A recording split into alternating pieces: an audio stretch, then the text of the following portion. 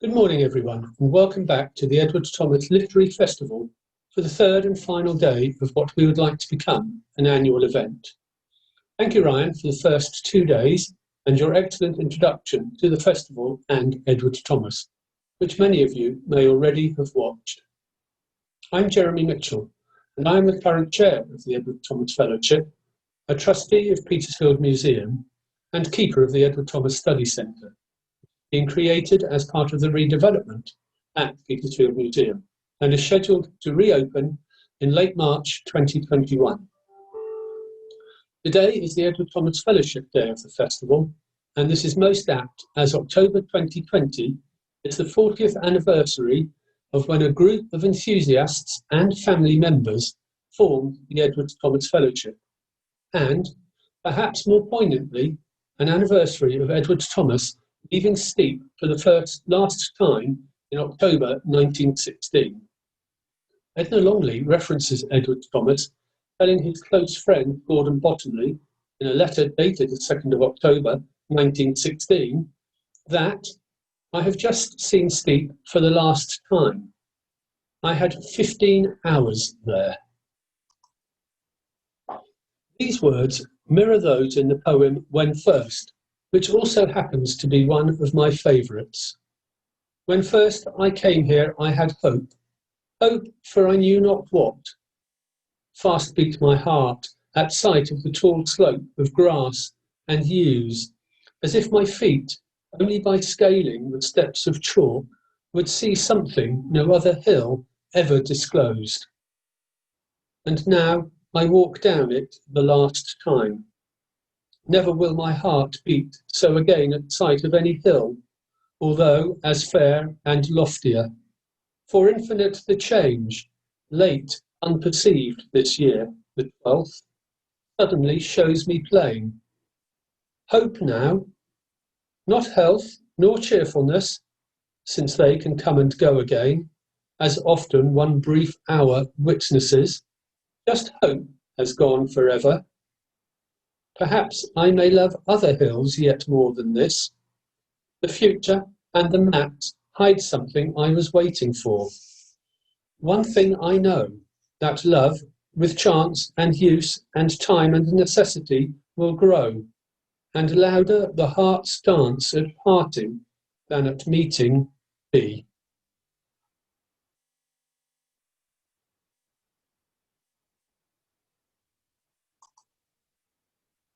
Whilst it had always been planned to hold an inaugural and much smaller literary festival this month, it had been hoped that we would have been able to do so today from the new study centre. However, COVID disrupted those plans, as it has so many lives and other events this year. On the other hand, by creating this festival as a digital experience, we are able to bring you a far wider range of participants and reach an audience much further afield than if it had been in a traditional form.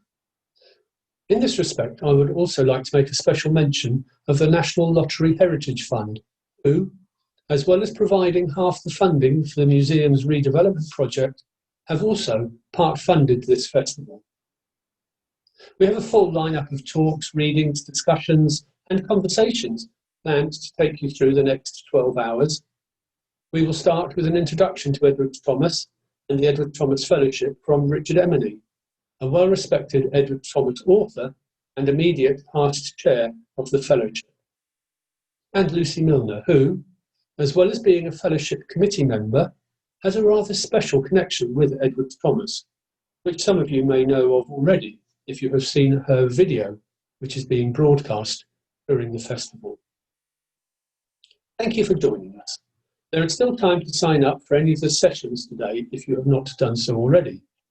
On the other hand, if you would like to make a donation towards the work of Petersfield Museum, the Edward Thomas Fellowship, and what we hope will become an annual event, then please follow the appropriate link on the museum's website.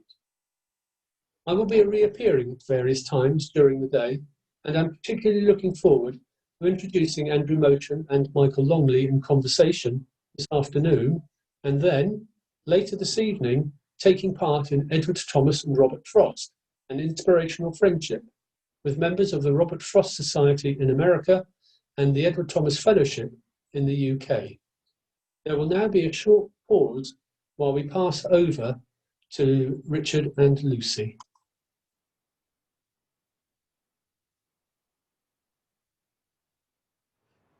Good morning. My name is Richard Emeny. I'm a former chairman of the Edward Thomas Fellowship. I first came across Edward Thomas at school in an anthology and liked his work largely because it was different to everyone else. He was amongst the aristocracy, Lord Tennyson, Percy Bysshe Shelley, and who else? Algernon Swinburne. But he was Edward Thomas, the man next door. And when I read his poems, they seemed similar, though in fact that was wrong. But for a schoolboy, it seemed right. I continued reading his work, prose when I could get it, as well as poetry. And then sometime in 1976, I think it was, I came across the appeal for the memorial window to Thomas at Steep Church. I sent in a small cheque, attended the opening and dedication at his birthday in 1978, and from there got engulfed in the fellowship and have been secretary, magazine editor, and chairman, now rather thankfully retired from all those. So, welcome to everyone who'll be taking part, either as audience or speakers, in the Fellowship's Day at the Edward Thomas Festival. We're delighted to be working with Petersfield Museum, which has mounted the festival and arranged all 3 days. The fact that 2020 is the 40th anniversary of the Fellowships makes it more significant. We had planned a number of events in celebration, but COVID-19 put a stop to those. Having this opportunity is a wonderful way to celebrate, and it is a particular pleasure to welcome members of the Robert Frost Society this evening. Our thanks are especially due to the staff and trustees of Petersfield Museum, who have made the digital festival possible and have been very helpful throughout. 40 years on, how did we start? In fact, a long time ago in the 1960s, a few people, mainly from Petersfield and the surrounding area, used to celebrate Edward Thomas's birthday on March the 3rd by walking up the shoulder of Mutton Hanger to his memorial stone, placed there close to his former house in a position from which he liked to see the view below across to the Sussex Downs. Some would walk further, to Selborne for instance, or to the White Horse, also known as the pub with no name of Thomas's first poem written in December 1914, Up in the Wind. Members of the Thomas family would occasionally make the same climb. These various threads eventually coalesced when an appeal led by the Vicar of Steep was launched to fund a memorial window to Thomas in Steep Church, to be engraved by Lawrence Whistler. The window was installed in time for the centenary of Thomas's birthday in 1978, when the many donors, Thomas family members, and many others held a weekend of celebrations. From this, the Edward Thomas Fellowship emerged. Miffanwy Thomas, the daughter the younger of that poem, and along with others a founder of the Fellowship, was keen to emphasize informality, friendliness, and the open air as much as an academic approach to Thomas's work. Hence the name Fellowship rather than Society. Its objects were for like-minded people to meet, to walk in the areas familiar to Thomas, and occasionally to mount other activities such as lectures or study days. The overall purpose was, and still is, to further interest in Thomas's work. 40 years ago, his work was not so well known. Indeed, I possess a sort of literary gazetteer of the 1940s, which refers to him as a prose writer about nature. Poetry is not mentioned at all. How things have changed over that period. We had some successes, such as encouraging the republishing of several of his prose works, almost all of which had been out of print since the early 20th century. This culminated in the decision by Oxford University Press to publish Thomas's prose writing in several volumes. To date, over half have been issued. Professor Lucy Newlyn was instrumental in persuading the press that Thomas was of sufficient importance as a writer to be so treated. And she and Guy Cuthbertson are the general editors. It is pleasing to see that Guy will be speaking later today, as he has been most active in pursuing and extending Thomas' studies and emphasizing the enjoyment his books can bring to the reader. The Fellowship's original membership was drawn largely from those who had supported the appeal for the steep church memorial windows. We were a disparate bunch. Thomas family members, actors and actresses such as Jill Balkan, Barbara Lee Hunt and Richard Pascoe, a surprising number of doctors, peers of the realm, people local to Steep and the surrounding areas. There were also many teachers, and that has been a consistency. Over the years, the composition has changed, although many of the older members remain with us. Whereas in the past, word of mouth seemed to have been the way in which most members joined it, it is now our website, Twitter, and Facebook, which people see and decide to join the fellowship as a result. What is common to everyone is a love of Edward Thomas's work. Some see in it a celebration of the English countryside, nostalgic at times, especially in books such as The Heart of England. Others see his self-analysis in his poetry and prose being of prime importance. I think that almost all experience a fellow feeling with Thomas for his personal circumstances, health, and feeling for the countryside and its inhabitants. A teacher member wrote of his pupils, "What a pleasure it is to see how Edward Thomas's stature so influences the young.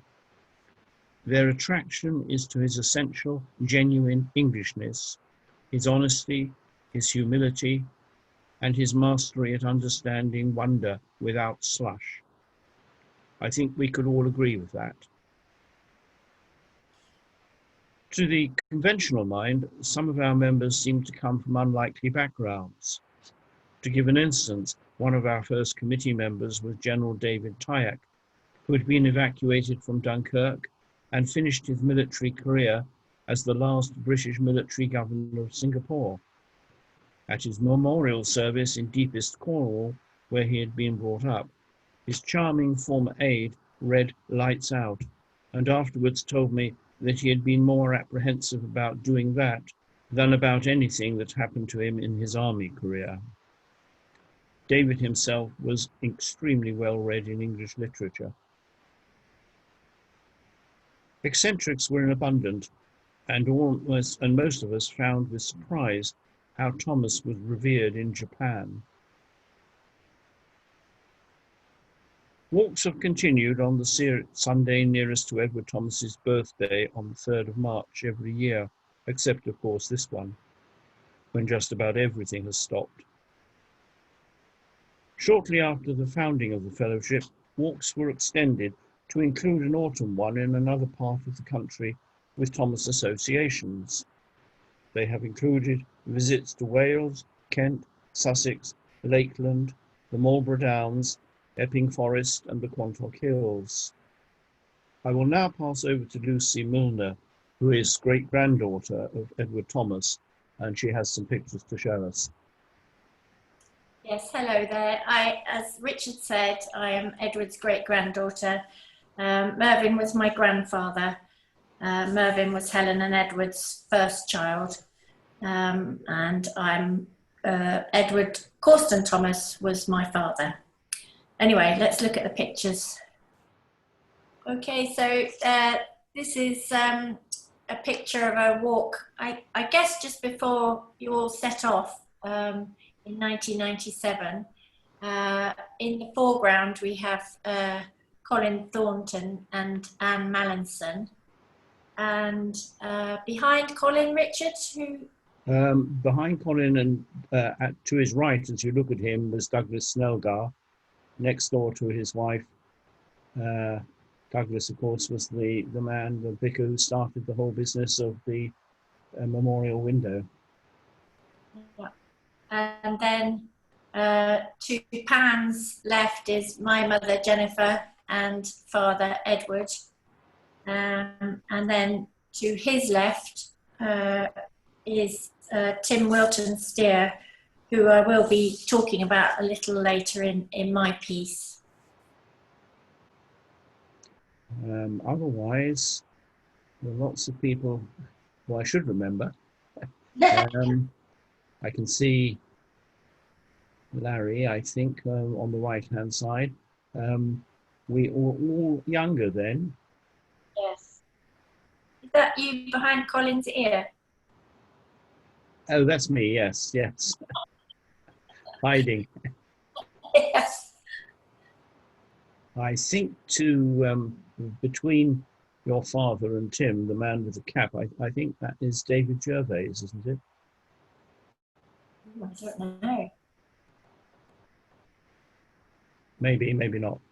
Just shows how difficult it is after time, even though you remember these things quite well, to actually place everyone. This picture, I can't date exactly, but it must be around the late 80s, early 90s, when we all looked young. And the four in the foreground are you, Lucy, looking very glamorous long ago. Me, looking not glamorous, but much younger. Your father, still with dark hair.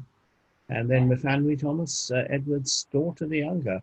And she went on coming for many years, but she was eventually not able to come, of course, because of her age, and had sort of hip problems and so on. Just behind your father is Geoffrey Burgess, who's a founder member and still with us, I'm glad to say. Yeah. That's steep, isn't it? Yes, yeah, it's a lovely picture. Real moment in time.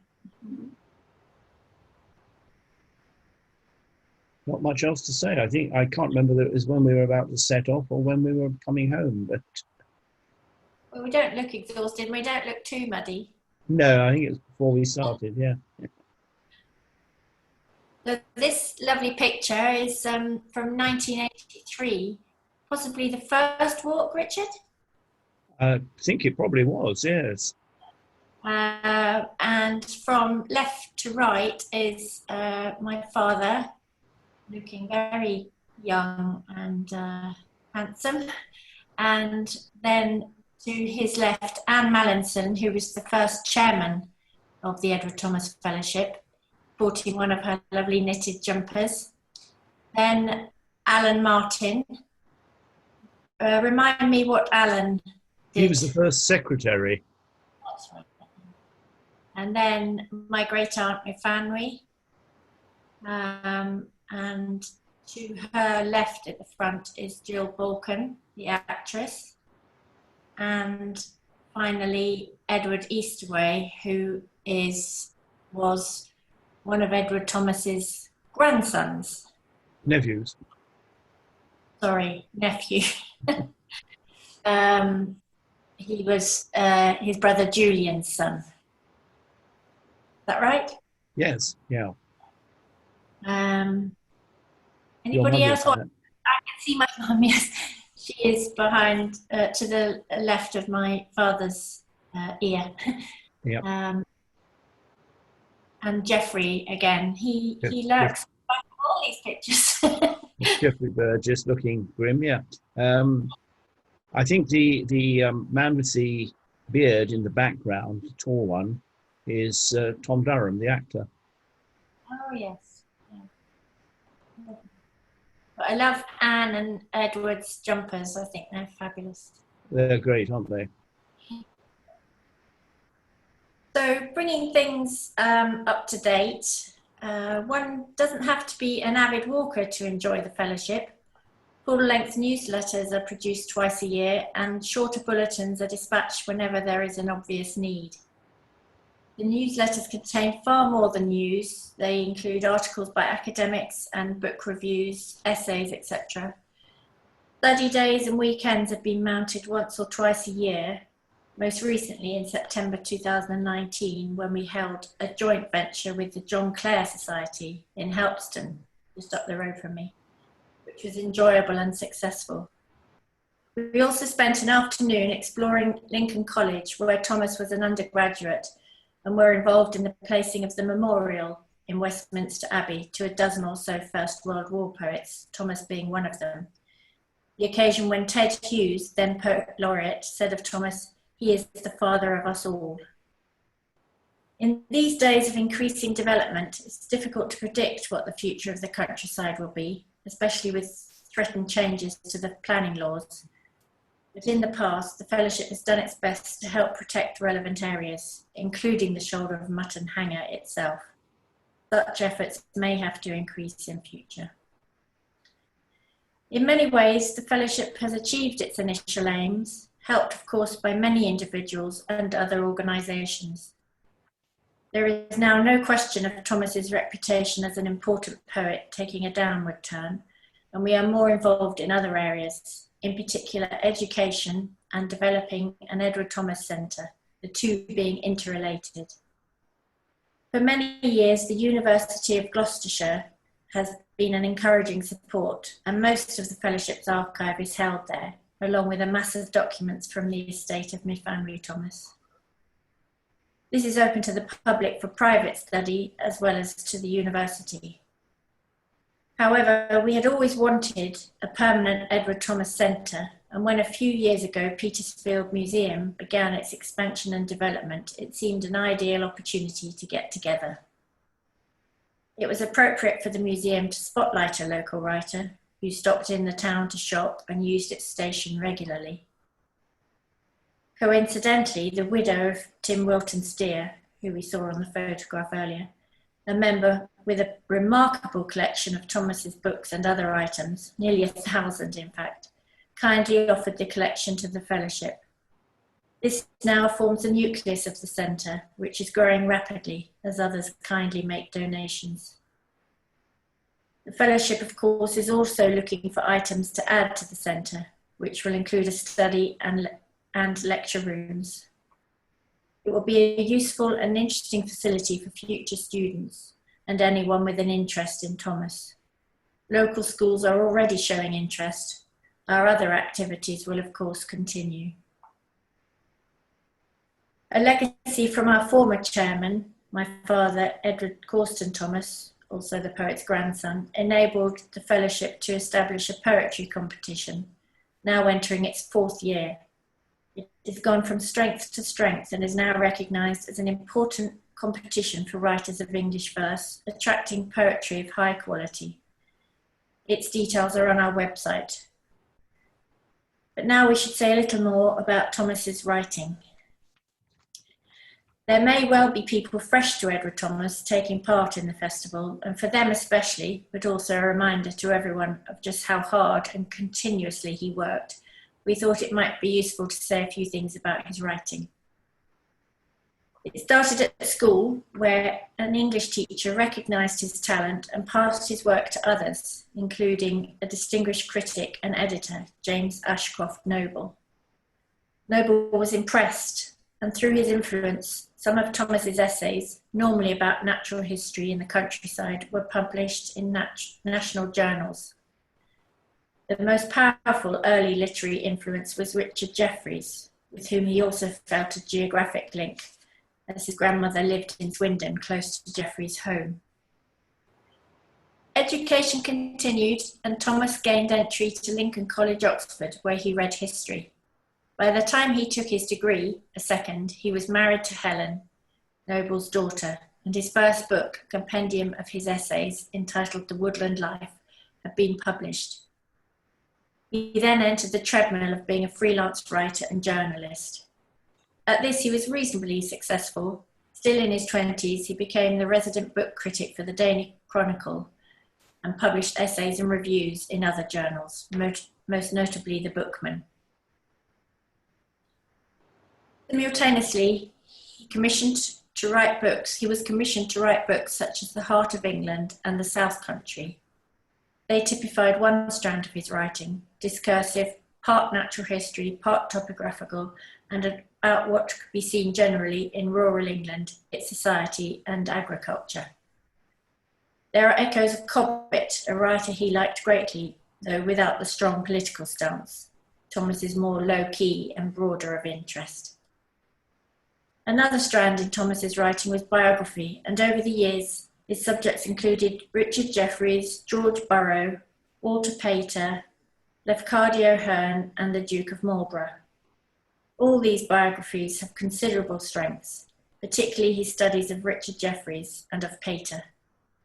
In the former, he sets Jefferies in the context of his natural environment in Wiltshire, while in the latter, he attacked Pater, whose style was highly regarded at the time for its artificiality, a style which affected Thomas himself as a youth and from which he was still trying to escape. Such books were commissioned and intended by the publishers and Thomas to sell well. In fact, sales tended to be disappointing, and the third strand of his prose writing was no help. This was personal, creative work, essays on different subject matter published in books such as Roseacre Papers, Light and Twilight, and Rest and Unrest. They represent what he wanted to write in contrast with what he had to write. It was an era for essay writing, and Thomas had considerable competition, which may partly account for their lack of success in the marketplace. But also the contents can be difficult, mysterious almost, and difficult for the casual reader who probably wondered what he was getting at. Very fine Oxford and books on Windsor Castle and the Isle of Wight, the latter two being more or less guidebooks, represent rushed work in the latter two, whilst Oxford is still an excellent book about the university and city. Celtic stories and Norse stories are retellings of ancient legends of those people and were unusual for Thomas to write, although he had always enjoyed Charlotte Guest's Mabinogion. Whilst not immensely successful in terms of sales, all the books were added to articles and reviews, brought in reasonable income, if an uncertain one. Occasional bonuses occurred, such as when the Australian Education Authority bought Celtic stories en masse for all its schools. All these books are well worth reading today. Titles such as In Pursuit of Spring and The Icknield Way have always been popular.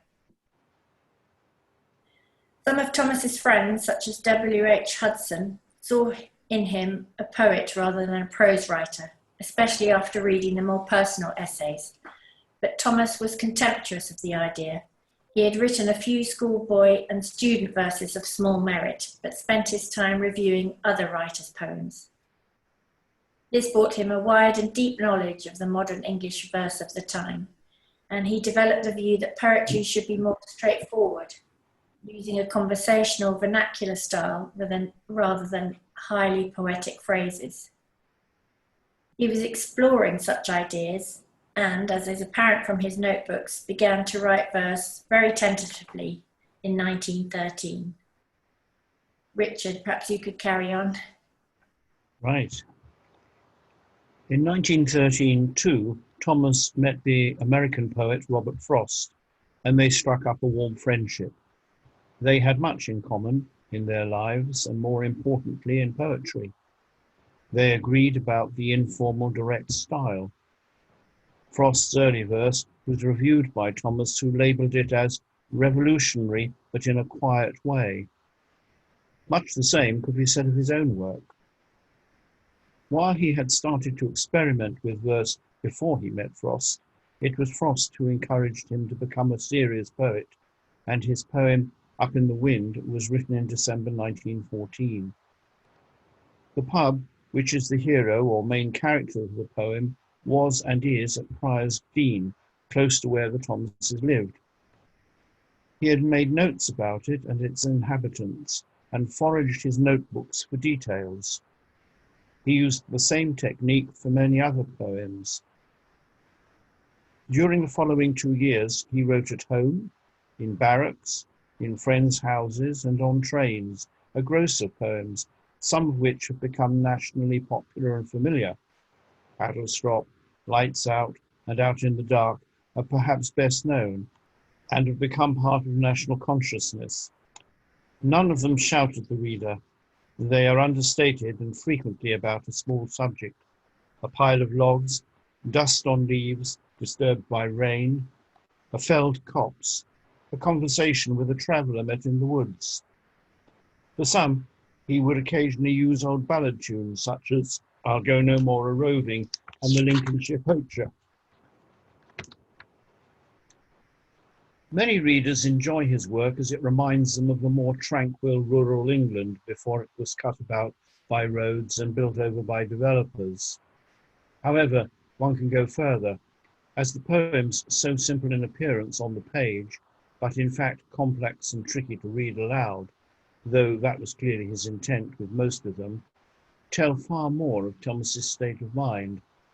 One might almost say his soul, and in this way are very modern. People today, over a century since his death, find much in them to understand instinctively. In that sense, he is a modern poet and a modern man, though not in the pattern of Eliot or Pound. Apart from their obvious beauty, it is this link across the generations that makes his poetry much read and loved. Much modern English verse is indebted to his example, though little of it reaches his standard. By necessity, this has been a very quick gallop through Thomas's writings, and books could be and have been written about his work. We hope today will provide a deeper insight into the man and his work, and we are lucky to have some notable experts and writers on Thomas with us. We hope you enjoy every moment, and thank you very much for listening to us. Yes, thank you very much. Enjoy your day.